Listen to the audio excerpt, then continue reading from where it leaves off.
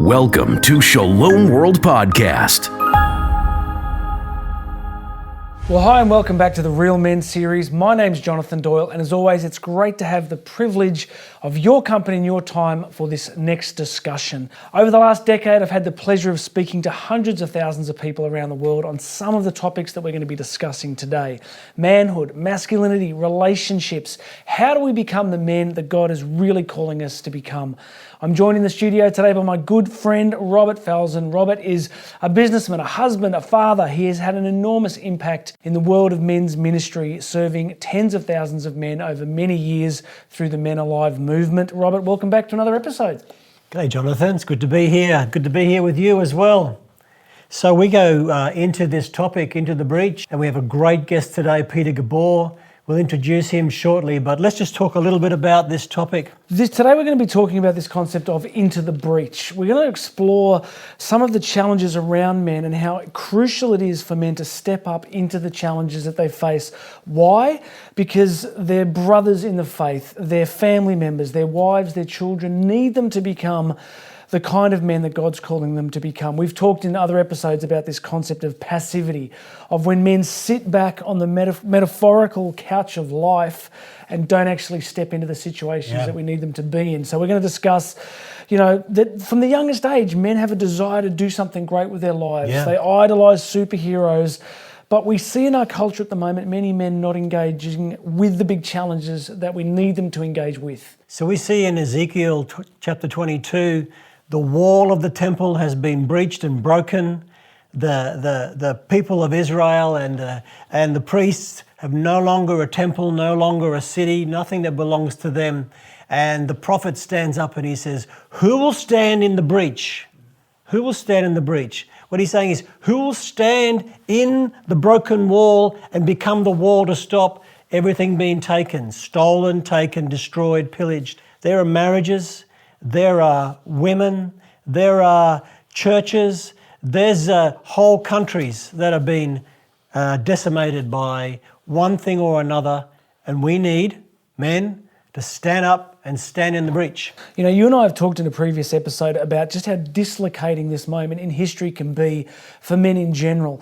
The Industrial Revolution was only quite recent, 1760 in terms of world history. That's not that long ago. That whole fracturing of men's relationships, father-son's relationships, the way that men had existed for centuries before has really shifted very rapidly. That's a complex topic. There's a lot of perspectives on some of what's happened. But I like to make the point that for many men, it's quite a dislocating time. How should men act? What are they really called to do? What does it mean to be an authentic man? So I think what Peter's going to help us do is explore how men can step into the situations that surround them every day. Sometimes we think that it's going to be this one moment in life where we step up and do something heroic. But I like to suggest to men that sometimes the heroic act can be stepping into a difficult area in your marriage, speaking truth into a difficult circumstance when you prefer to keep quiet. So these opportunities to step into the breach are all around us, and I'm really looking forward to hearing what Peter shares with us. Peter's the sort of guy that's done this many times. Walked with him for many years. He's particularly gifted in the area of talking about calling. Calling, what are you being called to do? And sometimes you receive your calling in the midst of crisis, and how you respond.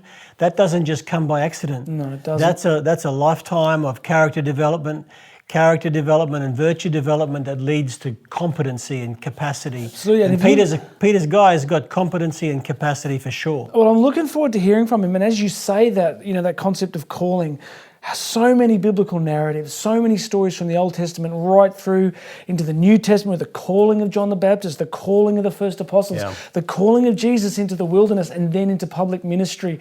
The early church in Acts, people called into service, people sent into mission. This concept of calling and of men throughout the scriptures being called into an adventure much bigger than their small reality is pretty constant. So there are the big themes here, and I'm looking forward to hearing from Peter. So let's get Peter, and I'll introduce Peter to you now. Peter is a great friend, been a friend of mine for a long time. He's married, he's got two gorgeous daughters, his wife Jo, gorgeous Jo, beautiful family. He's worked hard all his life. He's had a number of businesses. He currently runs his own furniture business, table and desk. He has a business in the United States called Enviro Framing Systems. And Peter is one of the guys that co-founded Met Alive with me many years ago. And I'd like to welcome Peter here now to join us in this Into the Breach episode.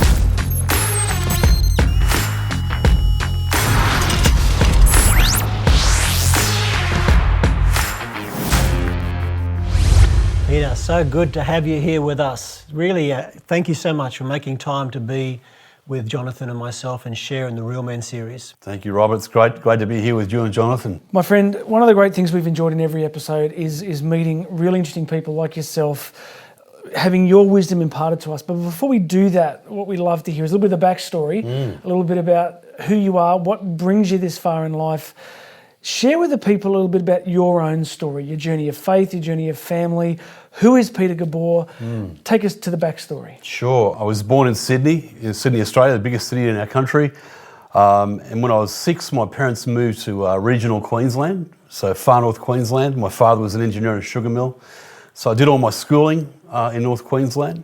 We moved to Brisbane in 1984 and I finished my schooling here, and then I did a business degree. I studied marketing and management, and then I worked in a number of national marketing roles across the four-wheel drive accessories industry, the marine industry, and then I started the entrepreneurial journey of my first business in 2003, almost around the time that Men Alive started. It was part of my desire was to be more available and to have more autonomy in my working environment. So I started my first company then, and that's been a journey, the entrepreneurial journey for the last so many years. I mean, it's been the place of formation for me, the crucible of growth. What do you love about that? What do you love about the entrepreneurial space? It's interesting you say that, because a good friend of mine said to me, he said, even if you aren't a Christian, if you're an entrepreneur, you need faith. Yeah. And I think it's about faith, you need trust. You've got to trust that things are going to fail. Things are going to fail. Yeah. And I think we're so afraid of failure that we don't take risks. Yeah. And your spiritual journey, so you come through schooling, you do your study, you start your own business journey. Take us a little bit into your journey of faith too. My journey of faith started quite young. Like when I was 10 years old, I distinctly remember committing my life to God. What led up to that? I mean, not many 10-year-olds do that. What led to that? Yeah, I think it was the environment I was in the parish that I was in North Queensland. There were some really faithful people, and I was impacted deeply by that. There's some challenges in my family. My mum got quite ill, and I think that drew me to think a lot more deeply than a normal 10-year-old kid would. Your dad's a man of faith? My dad was a deep man of faith, and I think, part of that is he came away from a men's retreat, and he had a deep faith conversion, and that impacted me because I could see the changes that he was trying to make in his own life. I could see like the way he'd been fathered to the way that he wanted to father me. I could see him really wanting to change that. Coming from that harsh Austrian fathering to, because fathering can almost be you repeat the sins of the fathers. It's almost hardwired, and I could see him fighting against that and wanting to father me in a different way. And I think that evangelised me. Like he was a deeply good man. And even on today's topic, Into the Breach, I think that the first examples that I see of someone stepping into the breach for others was with my father. Yeah. And then you lost him? I lost him, yeah. We lost him? Yeah, that's right. I mean, I'm the oldest of 8 kids, so there's 5 boys and 3 girls. When I was 21, my dad was diagnosed with cancer, and it was 2 years he suffered from cancer, and it was a really tough time because you don't know when a person's dying, you don't know if they're going to recover or they're going to get well, and so you're in this stage of limbo, and I felt enormous responsibility because my younger sister at that stage was only 3. There's a big gap between us kids, but it was an absolute time of grace, if that can be. If a person dying can be a time of grace. I mean, it was a time where I was able to move home and help nurse my dad, and we'd have these profound conversations, profound. I remember, one question I said, Dad, what are they going to ask you when you get to heaven, And he was very simple. He's going to say, he said, well, I believe God's going to ask me, did you love your wife? Wow. in such a simple answer is the profound statement, because that was his primary vocation. If you love your wife, you love your family. You know? So what was that season like with a 3-year-old sister? Yeah. Why other men might have just withdrawn into depression? I'm sure you dealt with grief, but alcohol, or they just would have got busy and said, I'm in my early 20s, I can't be involved. Why? How did you choose to step into the space with like a younger sibling? What moved you in that direction, do you think? Look, I think I've never been afraid of being the oldest. I've never been afraid of responsibility, and I just didn't consider any other options. I remember sitting there. It was bleak. My dad was awfully ill. Everyone's dealing with that in their own way, and I just prayed one day, and I just bloody get me a bit bloody weepy here, but I remember praying and asking God, just one thing, just give me hope for the future. Yeah. And the amazing thing was, in that moment, I experienced tremendous hope. Because I didn't, I couldn't do much about now, but if I have hope and optimism about the future, that would be good. And I feel it's been a grace in my life, because I feel at that moment I was imparted hope. Yeah. Can I ask you something? We're talking about stepping into the breach, and one of the things we observe in men in general, in this culture, is that this inability to take the risk. You started talking about entrepreneurship and how there's risk involved, and if you want to create a result, you've got to be prepared to step in and take those chances. Your marriage, your own parenting. Can I ask you, what do you observe in men in our culture at the moment in terms of the avoidance of stepping into the breach? You've done a lot of amazing men's work. What do you see happening? It's interesting, in your introduction you talked about, like little boys want to be a superhero. Yeah. They want to be Batman, they want to be Superman. They grow up and they end up becoming a caveman. Yeah, that's right. They buried in the background, eating and drinking and checked out watching the TV or playing PlayStation, and they're 35. No mates. No friends. No real friends anyway. No meaningful relationships. Barbecue talk mostly. Yeah, so I think there's that deadening of, clearly they're not passionate about what they're called to do. They're not clear about that, and they're not sure about their gifting. Not sure about their gifting, and I think the dreams and desires have been deadened. Just killed.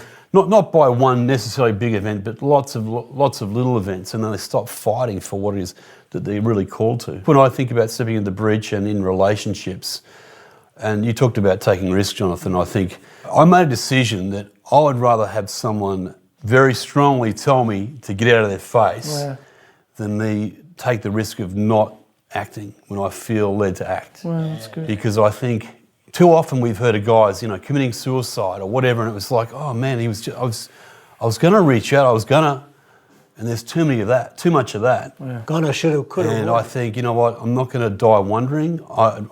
If I feel compelled to go after someone, I'm going to do that at the risk of them telling me to bugger off.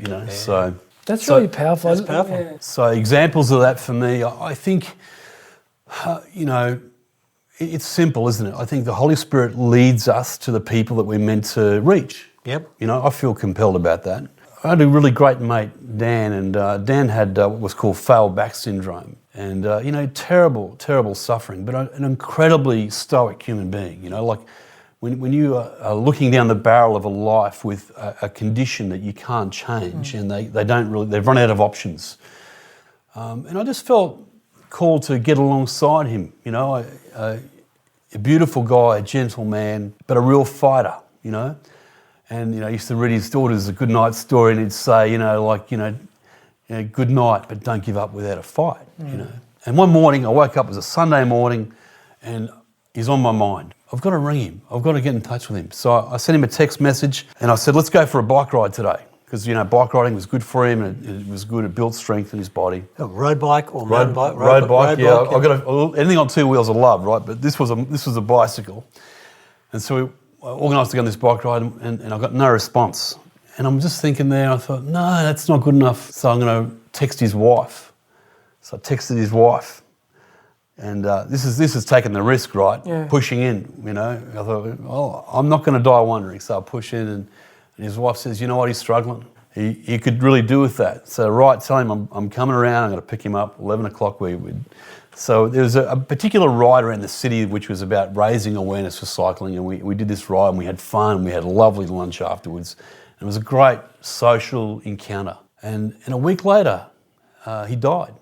He died. He had a heart attack and died. And I think, I had that privilege of that time with him by, making the effort to do that. And I know that his wife says that I was a great support to him, because some people don't know how to support someone when they're suffering. And I think to do that, sometimes you have to have suffered yourself. Yeah.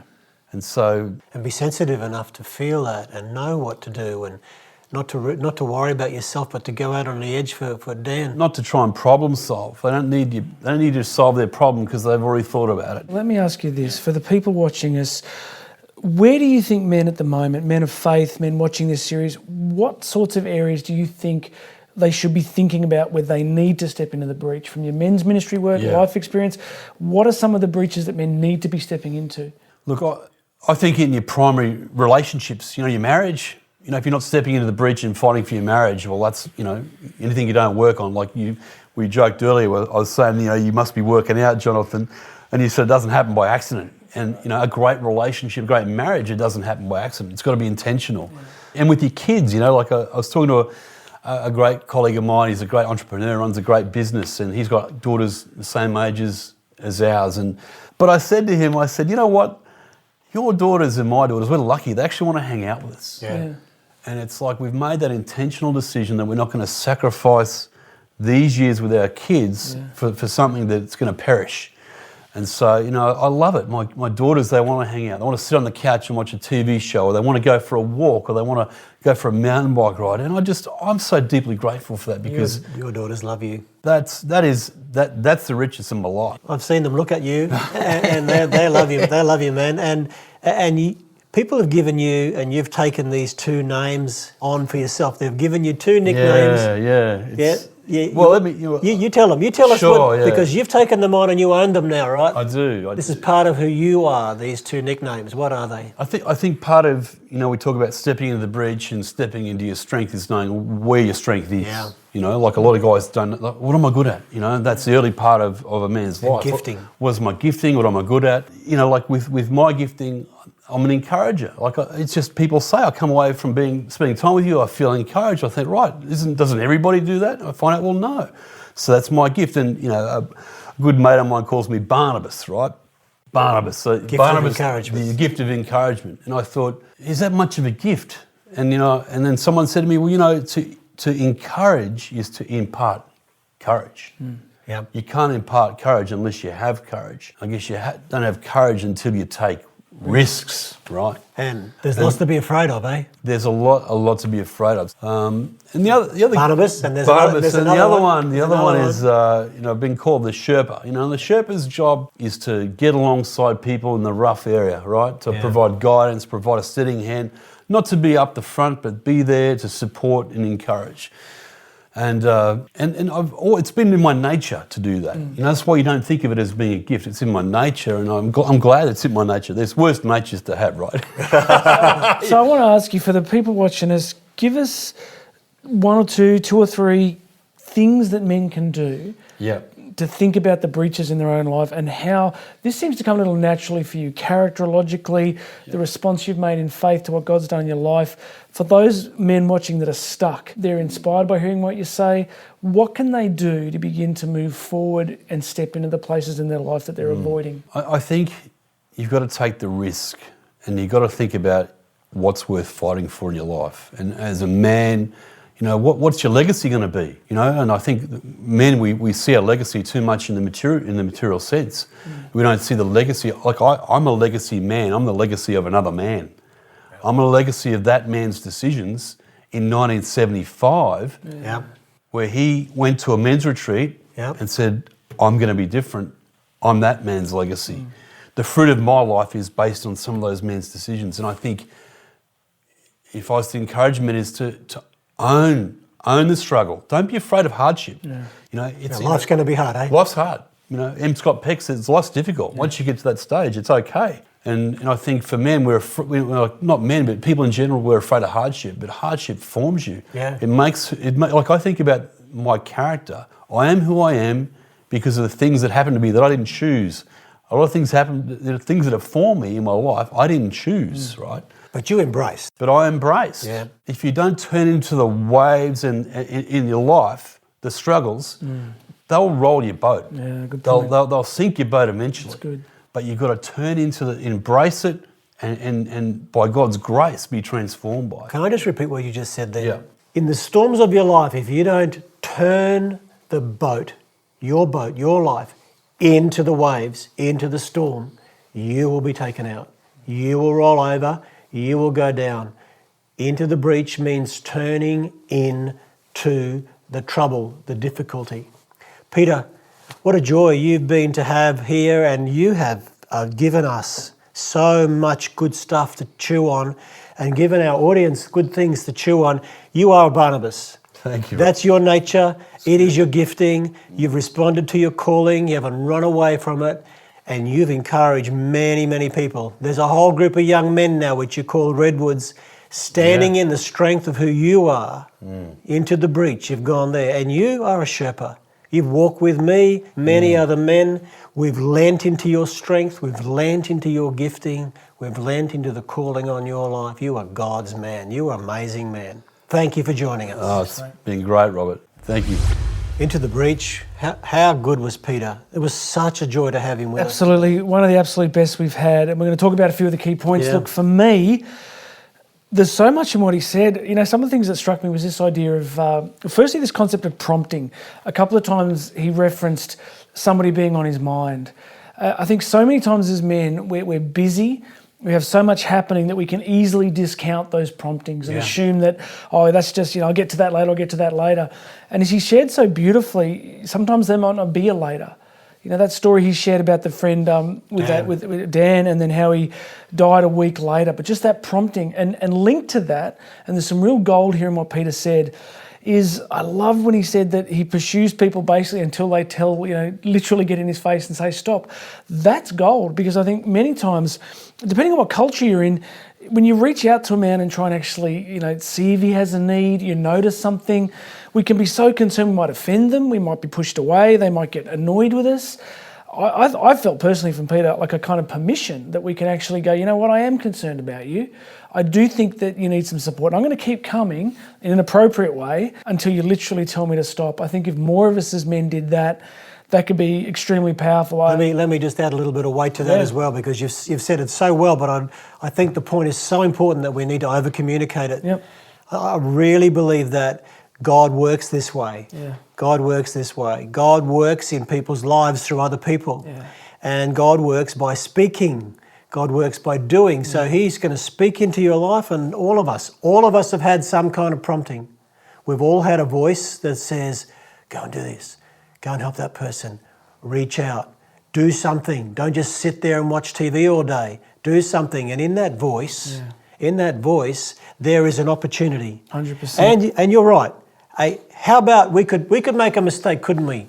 Internationally, we could make a mistake. And that is, the mistake is do nothing. Yeah. Or we could step up and step into the breach. So ask yourself now, ask the Holy Spirit to enlighten the eyes of your heart and mind. Who are the men, the women, the children in your life right now that are suffering? And look, the last thing from me and what I took away from the beautiful sharing was Peter is such a distinctive person. You meet him, there's an energy, there's a warmth, there's an authenticity that's really quite striking. And as we do this series and meet different men, I don't know if you've noticed this, but how fascinating it is how God works with the innate capacities of people. Yes. So, Peter's responded in life. He's responded to God's call, and he's had good people around him, which he would agree. But I'm fascinated how God just takes his natural capacities and elevates them for the kingdom. And I say that because as you watch, all of us have those capacities and gifts. Yes. So what is the goodness that's in you? What's the capacity that God's given you? You might be a great listener. You might be compassionate. You might be able to, be no nonsense and speak truth at the right time. God wants to leverage your natural charisms and abilities to put you into the breach where people really need you. Brilliant. So beautifully said. The last point that I'd like to pick up that Peter has shared is Peter has got new names. God has given him a new name. So good. These new names, and these names define and describe him and their destiny. His destiny is to do this in life, and that is one of his names is Barnabas. He's the gift of encouragement. There have been so many times when Peter has gone out of his way to pick up the phone and reach out to me and lift me from where I am to where I should be. You could be a gift of encouragement as well. And the second name, Peter's second name, and it's a beautiful, noble, valiant name, and that is Sherpa. Peter is the Sherpa. The walking beside the companion, the journeyman. Peter has walked beside so many, walked beside me. I'm a stronger man because of his journey. Thank you for joining us today. We'd like to hear what you thought of today's session. Share your feedback with us at podcast@shalomworld.org. You can motivate and support us today. shalomworld.org/donate. Visit shalomworld.org for more information about Shalom World podcasts. To get the latest updates, make sure you follow us on Instagram at Shalom World Podcasts. Shalom World Podcasts is now available on all online platforms, including Apple Podcasts, Spotify, and others.